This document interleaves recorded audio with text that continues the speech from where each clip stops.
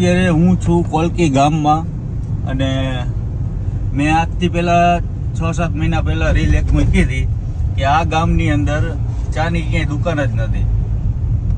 આ છે કોલકી ગામ જે ઉપલેટા પાસે આવે છે. આ કોલકી ગામ છે.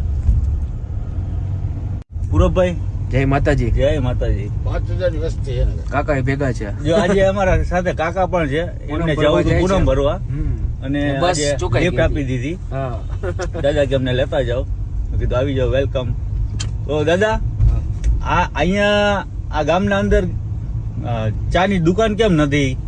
પેલેથી છે જ નહીં. પટેલિયાનું ગામ છે કે ચા ના દે આ ગામમાં. અચ્છા, પટેલોનું ગામ છે. પટેલનું ગામ છે. સરસ. આ ગામનો ભાઈ ઇતિહાસ પણ સારો એવો હોય છે. કારણ કે જે કોઈને ખ્યાલ હોય તો કોમેન્ટ જરૂરથી કરજો કે કોલકી ગામમાં ચાની શોપ કેમ નથી. બધી જગ્યાએ અલગ અલગ ગામડાઓ છે.